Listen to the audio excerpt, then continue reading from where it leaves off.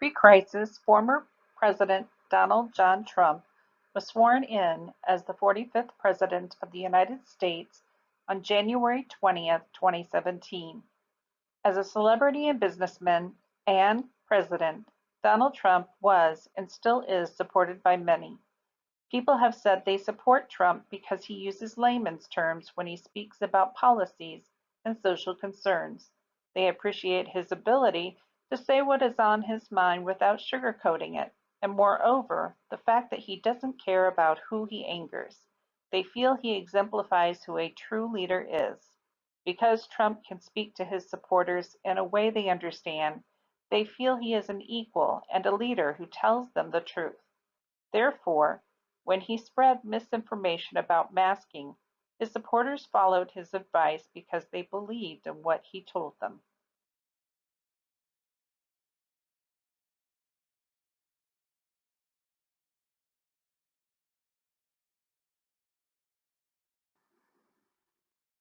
During the crisis, Trump's team put out false statements.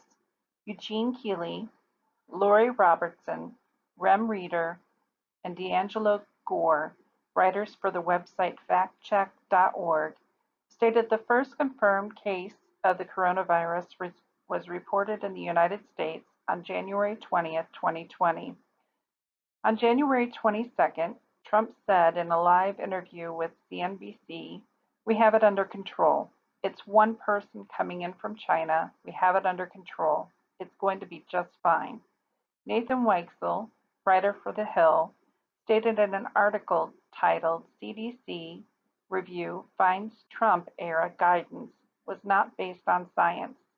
Trump failed to accept the CDC's science-based testing, so there were irregularities in the results of the statistics provided by Trump and variabilities in the data given. When speaking to the public, there were messaging inconsistencies, and this contributed to the misinformation.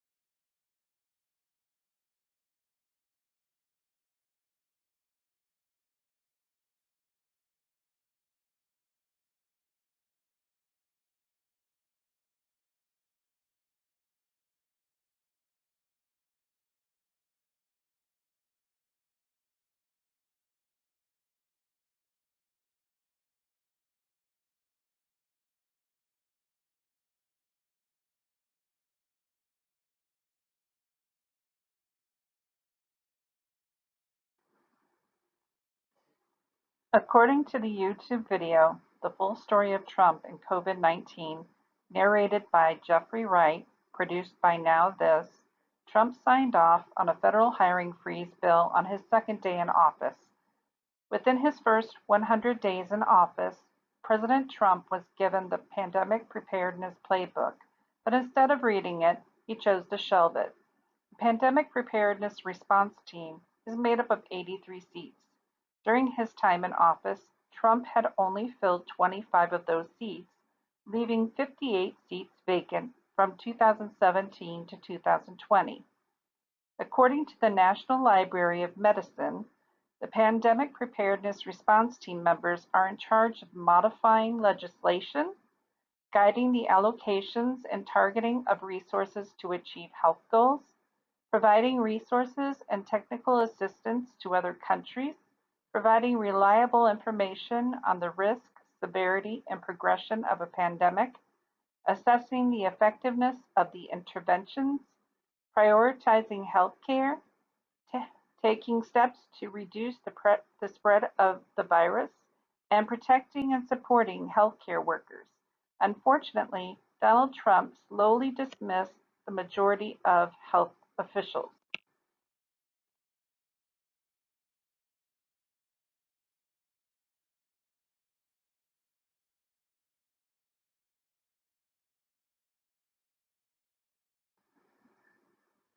Trump was the largest source of misinformation.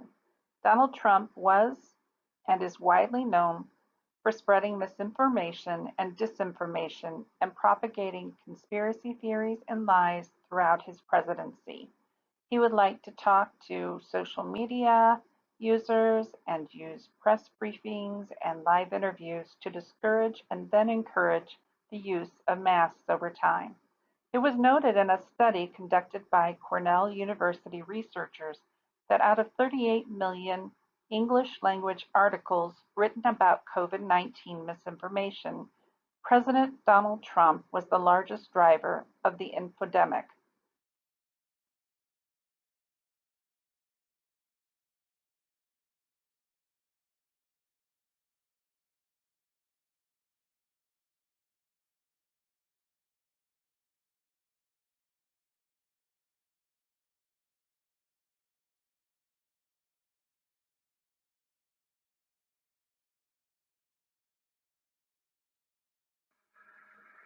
Trump downplayed the virus, which is why many chose not to wear masks.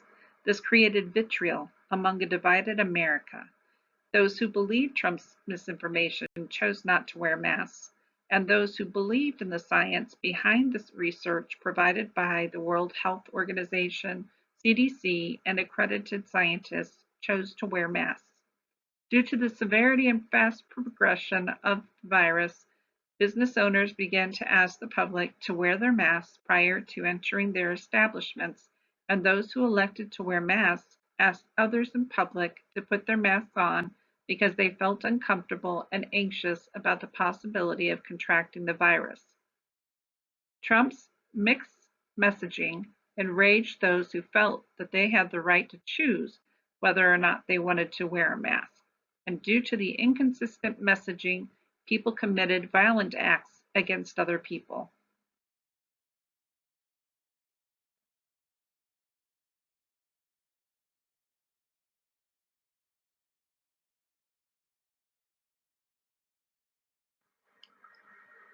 William Benoit's repair and restoration strategies are denial, evade responsibility, reduce offensiveness, corrective action, mortification. Looking at William Benoit's repair and restoration theory, found in the book Public Relations Theory, Application and Understanding, authored by Brigitte Brunner, we can understand how Donald Trump and his administration used multiple strategies to hoodwink his stakeholders. Authors Charles Parker and Eric Stern touch on the many ways Trump skirted responsibility in the journal The Trump Administration and the COVID-19 Crisis, Exploring the Warning Response Problems and Missed Opportunities of a Public Health Emergency. In the beginning, Trump first used the corrective action strategy, by setting up a White House task force and placing restrictions on traveling. When he told stakeholders masks were optional and they chose not to wear them, the virus began to spread rapidly. As the number of deaths increased, Trump denied that it was his fault. He then evaded all responsibility by blaming China when he said China was the main reason the virus came into the United States because they had created the virus in a lab in Wuhan. Trump reduced defensiveness by saying the virus was under control and that it was not serious. Trump did not use the mortification strategy. Instead, he said he'd give his administration's response to the pandemic a 10.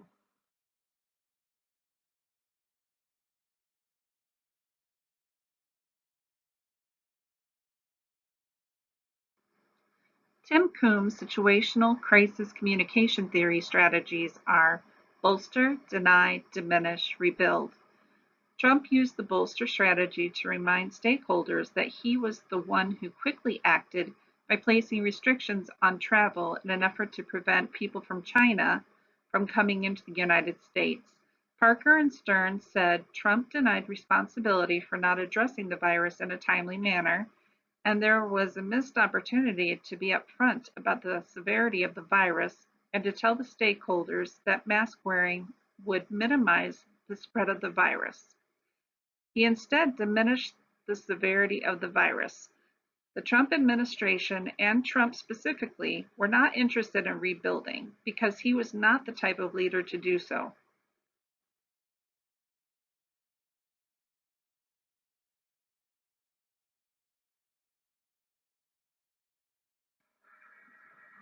Because of inconsistent messaging and the lack of transparency provided by Trump and his administration, Americans were oftentimes confused. According to Akshat CL, writer for NBC News, in an article titled "Trump Repeats Inaccurate Claim About Masks, Citing CDC Study," Trump questioned the efficacy of masks regarding a report by the CDC. CDC stated dining out can increase cases of COVID-19. Trump responded to this by saying, "Now they say 85% of the people can catch COVID-19 while wearing masks." This led stakeholders to believe it wasn't necessary to wear masks. By spreading lies, misinformation, propaganda, and conspiracy theories about masking, Donald Trump eroded the people's faith in the United States government, destroyed his credibility as leader, and humiliated his administration. He fomented mistrust within the government itself, and he further polarized an already divided America. All stakeholders involved were affected by Trump's mishandling of the pandemic.